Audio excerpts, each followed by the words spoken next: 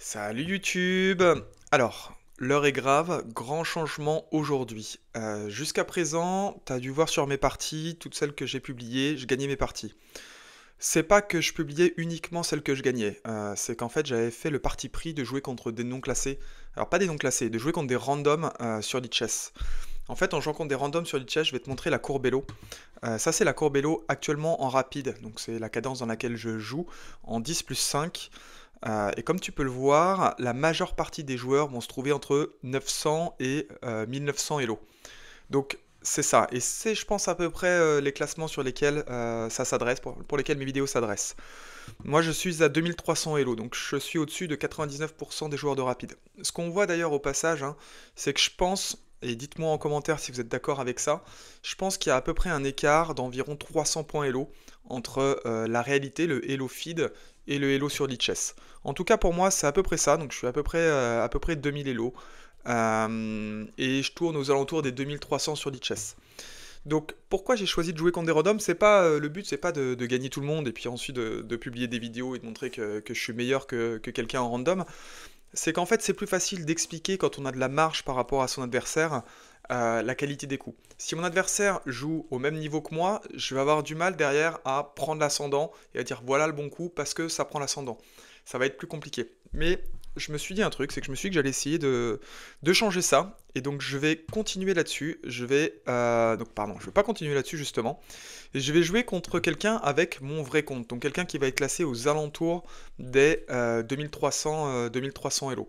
Et je vais essayer de continuer à faire pareil qu'avant, c'est-à-dire d'expliquer le mieux possible les coups que je joue. Donc c'est ça peut-être l'exercice et le vrai challenge dans cette partie, au-delà évidemment du challenge de jouer contre quelqu'un qui va être à peu près 2000 Elo, c'est d'être le plus pédagogique possible.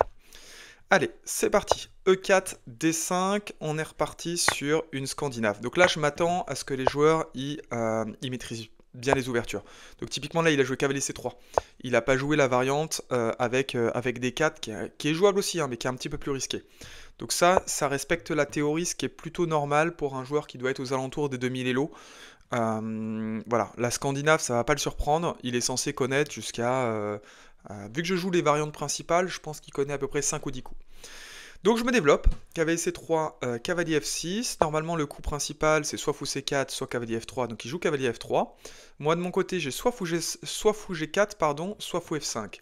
Ce que j'aime pas avec fou G4, c'est qu'en fait assez souvent je vais me prendre des H3, fou H5, G4, fou G6 et cavalier E5. Et en fait, ça me met tout de suite une forte pression. Donc je connais bien ça, puisque c'est exactement ce que je joue moi-même avec les blancs. Et c'est pour ça que maintenant, j'ai changé, je joue maintenant fou F5.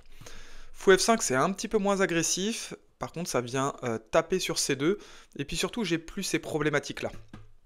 Donc voilà. Là-dessus, normalement, il doit continuer à se développer avec fou C4, donc finalement l'ordre de coups importe assez peu là-dessus. Moi, je continue avec E6, donc là, pareil, deux coups possibles, petit roc ou fou D2, donc pourquoi E6? Pour pouvoir sortir mon fou. En général, j'aime bien sortir en B4, et c'est ce que je vais faire, maintenant. Donc, fou B4, s'il avait pas roqué, son roi serait cloué, pardon, son cavalier serait cloué. Donc c'est pas le cas. Assez souvent là-dessus, mes adversaires me jouent fou D2. Et ensuite viennent me chasser avec A3. Donc là-dessus, il faut que je me prépare à A3. Donc sur A3, qu'est-ce que je vais jouer? Je vais jouer fou prend cavalier. Fou prend fou. Et ensuite, donc j'ai ma dame qui est attaquée. Ma dame, ce que je veux, c'est pouvoir la reculer idéalement en C7. Donc si je veux pouvoir la reculer en C7, il faut que dès maintenant, avant même qu'il m'ait menacé avec A3, il faut tout de suite que je joue C6. Donc C6, il va jouer A3, fou prend cavalier, fou prend fou, et dame C7. Et on est bien. Donc j'ai donné la paire de fous. Donc ok, c'est prévu, fou prend cavalier, fou prend fou. Je donne la paire de fous, mais en réalité c'est pas très grave, parce qu'après j'ai des cavaliers qui arrivent en E4, qui viennent taper sur son fou. Son fou ici en C3 est pas hyper bien placé. Pareil, le fou en C4, il tape un peu sur un roc. Donc là-dessus, c'est une position que je connais bien et je sais que ça se joue parfaitement. Donc là, je fais petit roc, et maintenant qu'il a fait petit roc, je peux considérer fou G4. Alors, pas tout de suite, hein, je vais continuer avec les principes de base qui sont de développer ces pièces. Je ne vais pas tout de suite commencer à essayer de mettre une pression. Fou G4, alors on peut penser que Fou G4 c'est une perte de temps, puisque j'ai commencé par jouer Fou F5, puis Fou G4, sauf qu'en fait j'aurais joué tout de suite Fou G4, il aurait probablement joué H3, puis G4, ou à minima H3. Bon, il le joue maintenant, donc ok, c'est qu'en fait il craignait vraiment mon Fou G4, il a raison là-dessus. Donc là j'ai deux coups candidats qui m'intéressent, j'ai soit cavalier D7 pour sortir mon cavalier, évidemment pas cavalier A6 parce que il y a fou prend cavalier, pion prend et dame prend A6, je perds un pion, et même s'il récupérait pas un pion, ça me donnerait une structure dégueulasse. Mais ce que je sais aussi, c'est que sur H3, et ça c'est thématique, il y a un coup ensuite qui est cavalier H4, qui est un coup gênant. Parce qu'en fait, j'ai déjà donné la paire de fous, j'ai pas envie de donner mon deuxième fou. Et en fait, sur cavalier H4, j'ai quoi comme case? J'ai cette case-là, mais cette case-là, il peut me chasser avec F3, donc c'est pas terrible. Et j'ai G6, mais G6, il l'attaque encore avec mon cavalier. Donc je vais parier sur le fait qu'il ait eu envie de jouer fou H4, et je vais jouer H6. Donc en fait, là j'ai pris un peu de temps pour l'expliquer, mais c'est un réflexe. H3 donne H6, parce que maintenant s'il joue cavalier H4, je peux cacher mon fou en H7. Donc jusque-là, tout va bien, on est vraiment dans une position que j'ai dû jouer un paquet de fois, mais mon adversaire aussi a dû le jouer un paquet de fois, parce que c'est assez standard, et pour quelqu'un qui est à peu près à 2000 Elo, là je le surprends pas. Donc mes coups après, ça va être de développer, de finir le développement, donc mon cavalier. Voilà, donc j'ai pas tout à fait respecté le principe des échecs, hein, puisque le principe des ouvertures qui est de commencer par développer ses pièces et de mettre son roi à l'abri, puisque là j'ai pas choisi de développer ma pièce. Mais j'avais une raison bien précise, et j'étais un peu obligé de le faire, c'est parce qu'en fait il avait toujours son cavalier H4 qui était menaçant. Donc là c'est assez souvent le cas, l'adversaire sait pas trop comment continuer. Là-dessus, c'est vrai que moi non plus, avec les blancs, je sais pas exactement comment je dois continuer. Donc certains continuent avec fou D2, dans l'idée derrière peut-être de bouger ce fou-là et de commencer à essayer de prendre le centre. D'autres aussi, ouais, effectivement, choisissent de centraliser leur tour, donc développer la tour. Donc coup logique de développement. Simplement, bah, D5, il pourra pas le pousser, donc pas avant un bout de temps. Mais bah, voilà, il centralise sa tour, donc en soi, c'est pas un mauvais coup. Euh, Ok, donc maintenant il se dit quoi? Il se dit son fou C4, il était pas terrible parce qu'il tapait sur E6 et E6 était super bien protégé. Il se dit mon fou F5, c'est là où on voit hein, que c'est plutôt un bon joueur, mon fou F5 était mieux. Il y avait une belle diagonale et je tapais un peu sur ces deux. Donc là il cherche à l'échanger.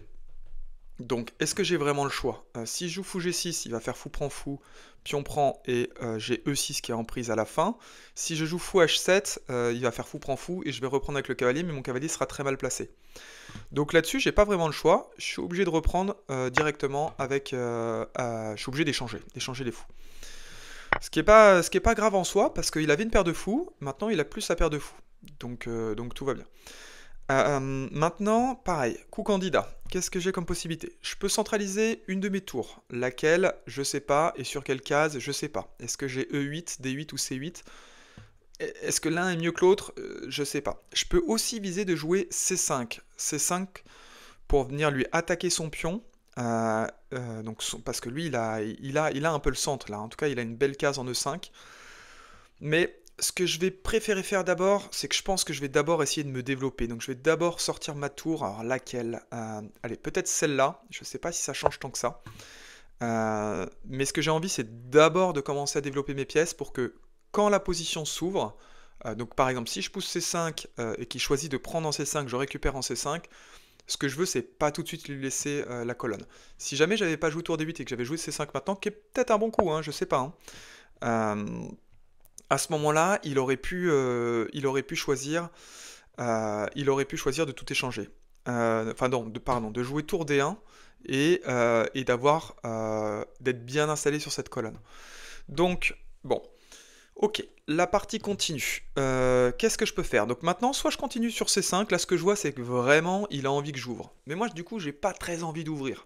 Ce que je me dis c'est que j'ai une paire de cavaliers, que ma paire de cavaliers est pas hyper bien placée. J'ai l'impression quand je joue en cavalier D5, je vais venir lui attaquer son fou, et qu'après j'ai une case ici, en F4. Donc si je veux, je peux récupérer son fou.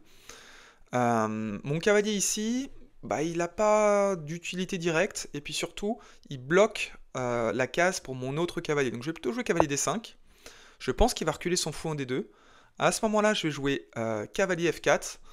Donc je vais faire une fourchette. Ah, donc il l'a pas vu. Et bah super, super. Donc dans ce cas-là, je vais jouer directement cavalier F4 et je vais gagner une qualité. Donc petite erreur de sa part, enfin même belle erreur, il aurait dû jouer fou D2.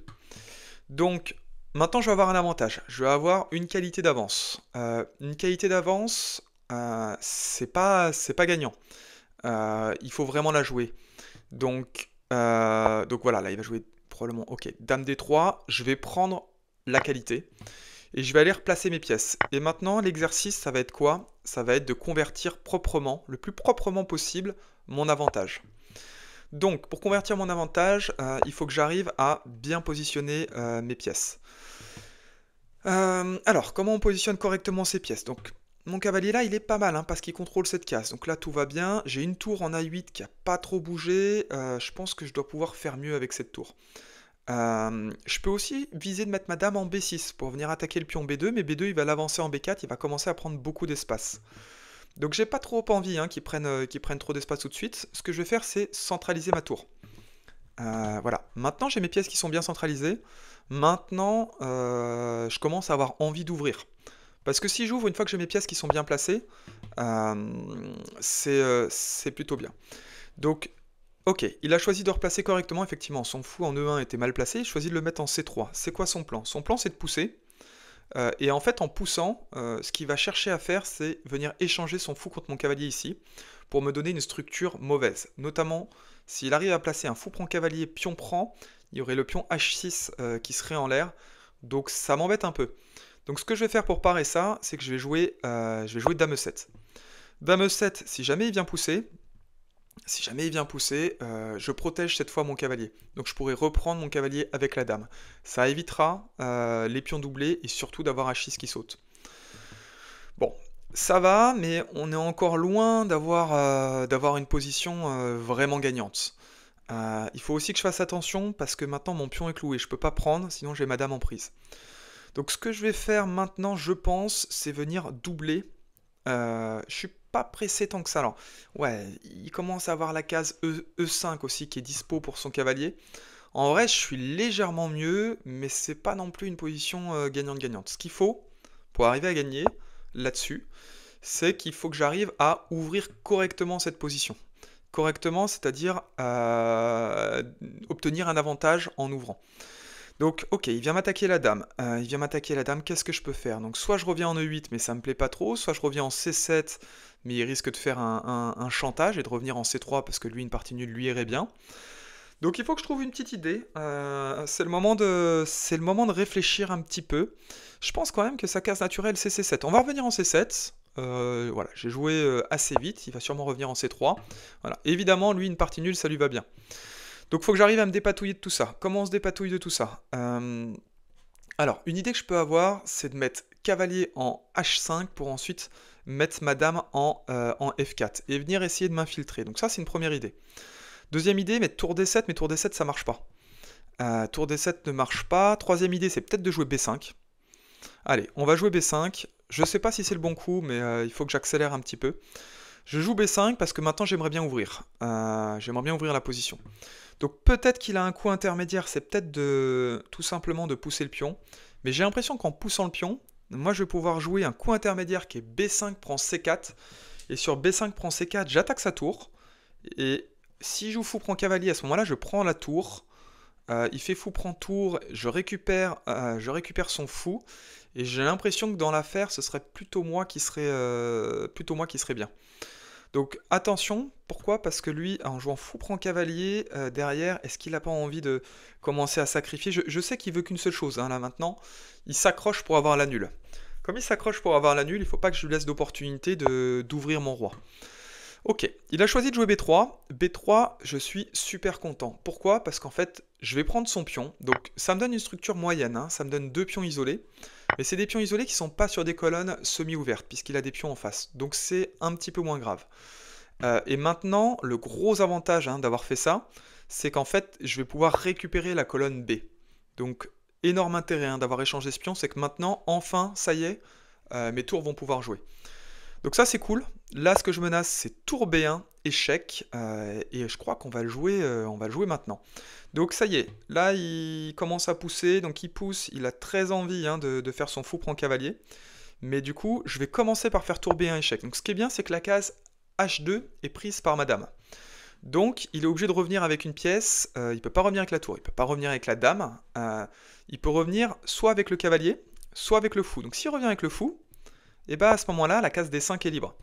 Et donc ce qui est bien là-dedans, c'est quoi? Alors, c'est qu'en fait ça va le clouer. C'est-à-dire que si je joue fou prend cavalier et que je reprends avec le pion, et qu'il a envie de prendre H6, hein, normal, à ce moment-là, il a son cavalier qui est en prise, qui ne serait plus défendu ni par la dame ni par le fou. Donc ça, c'est ce que je vois. Donc ça me va bien. Du coup, je me dis, ok, confiant, on prend. On prend, on y va. Donc là, probablement, il va y aller. Hein. Il va peut-être tenter le truc, mais il peut pas. Hein. Ok, il le tente. Il le tente. Il a dû voir qu'il y avait H6 derrière. Sauf que H6 ne tombe pas vraiment. Parce que si H6 tombe, il y a mat. Tour prend cavalier, échec et mat. Donc il est pas bien là. Il est pas bien. Ok, il m'a donné une structure qui est pas bonne.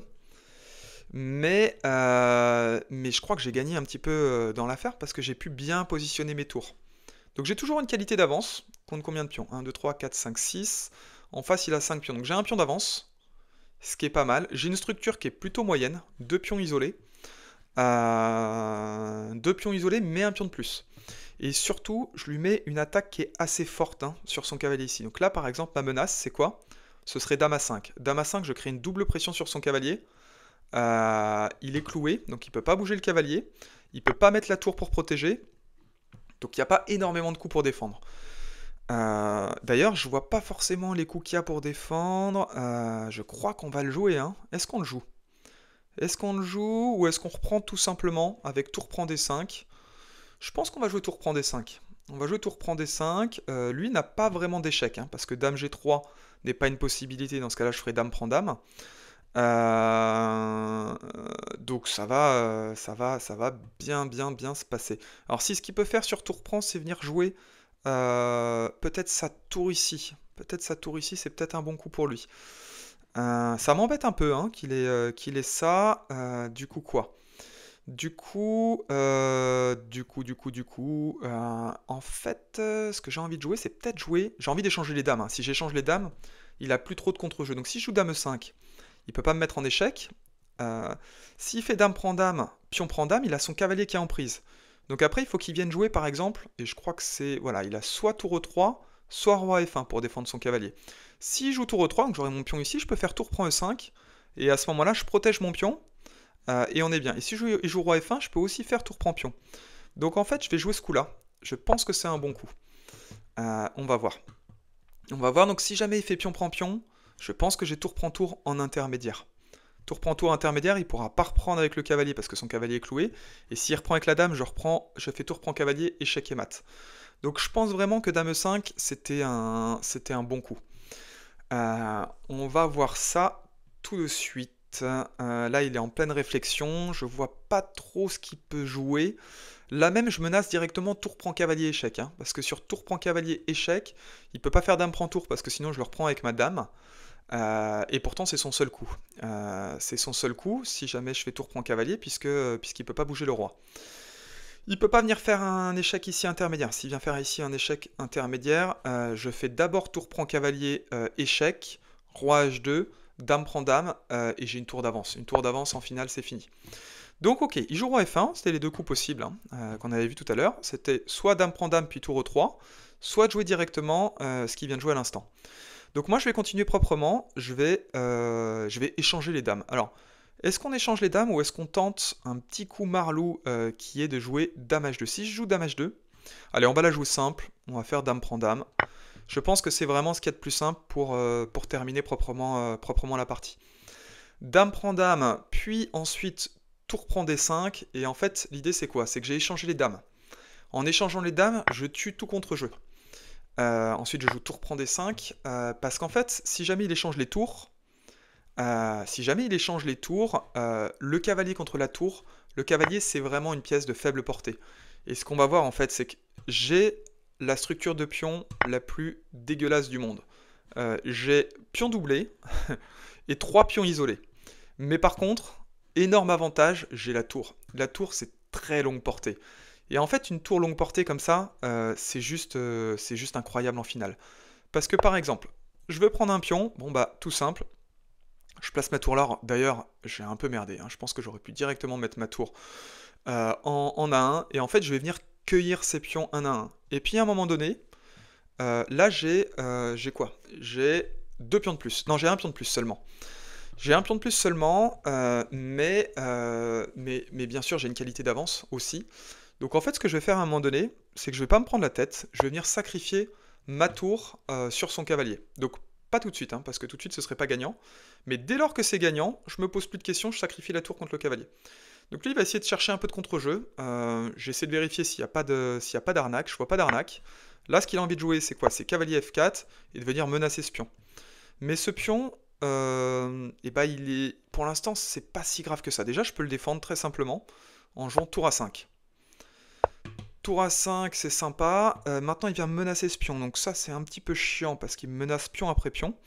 Et ben, on va le protéger avec tour A6. Donc je menace un nouveau pion. Donc là, il vient m'attaquer D5 à nouveau et je joue tour D6. Donc la différence, c'est que maintenant, ma tour contrôle les deux pions. Donc maintenant, ce que j'ai simplement à faire, c'est j'avance le roi. Alors non, même pas. Je vais avancer mon pion A5. Alors ouais, j'ai plusieurs choix possibles. Je vais avancer le roi. Il faut juste que je vérifie qu'il n'y ait pas d'échec. Non, il n'y a pas d'échec. Je vais avancer le roi. Et en fait, je pense que je vais le laisser prendre ici, avec son cavalier. Et qu'ensuite, je vais pousser ce pion-là le plus loin possible. Et son roi sera super loin. Donc il va falloir qu'il aille récupérer ce pion. Et en fait, récupérer ce pion, c'est chiant pour lui. Euh, un pion isolé, ça c'est pas mal, hein, en finale. Donc là, c'est voilà, propre en finale pour convertir. Il a un pion isolé, enfin j'ai un pion isolé, pardon. Un pion isolé, c'est une faiblesse en milieu de jeu. Par contre, en finale, c'est un énorme point fort. C'est un énorme point fort, pourquoi? Parce qu'en fait, il est obligé de venir le cueillir avec le roi. Et le temps de venir le cueillir avec le roi, moi je peux me balader comme je veux. Donc, ok, là il va faire quoi? Donc là il va venir choper ce petit pion là. Sauf qu'en fait en venant choper ce pion là, son problème c'est quoi? C'est que je vais avoir l'autre pion qui va fuser à dame. Allez, on recule, on essaie de jouer propre. Donc maintenant on fait fuser le pion. Donc il va devoir venir avec le cavalier, il va revenir le plus vite possible. Sauf qu'en fait c'est déjà un peu tard, hein. C'est ce qu'on va voir. C'est ce qu'on va voir tout de suite. Pourquoi? Bah parce qu'en fait, hop, il n'y a qu'à continuer proprement comme ça. Donc là, ok, il peut jouer cavalier ici. Sauf qu'en jouant cavalier ici, je pense que j'ai tour B8. Il peut continuer à venir comme ça, hein, cavalier A2. Sauf que sur cavalier A2, j'ai tour B2. Tour B2, et après, je vais pouvoir continuer à avancer. Il va être obligé de sacrifier le cavalier contre le pion. Et en sacrifiant le cavalier contre le pion, voilà, en fait, là, c'est fini. Donc il a choisi d'abandonner. Il a choisi d'abandonner parce que quoi? Parce qu'en fait, si on regarde ce qui aurait pu se passer, cavalier A2, tour B2, mettons qu'il protège ici, donc là j'ai... tout gagne, hein. Soit je joue tour C2 par exemple à ce moment-là, et sur tour C2, bah, s'il prend D5, je vais à dame. Soit sinon, je la joue différemment, je joue pas tour C2, pardon, là-dessus, je pousse à 2. Donc il est obligé de faire cavalier prend pion, tour prend cavalier. Et par exemple, roi prend D5, tour prend B2, et là, tour prend G2, pardon, et là c'est terminé. Donc j'espère que cette partie t'a plu. Moi je suis super content, c'est une très bonne partie, j'ai pu aller jusqu'en finale, j'ai réussi à convertir mon avantage. J'ai essayé de te montrer dans cette partie comment on faisait pour convertir un avantage le plus proprement possible. J'espère que ça t'a appris des choses, j'espère que j'ai réussi à être pédagogique. N'hésite pas à me le dire en commentaire, ça me fait toujours plaisir un commentaire, négatif ou positif d'ailleurs, tant que c'est constructif ça me va bien. Et puis si cette vidéo t'a plu, n'hésite pas à t'abonner. Merci, à bientôt.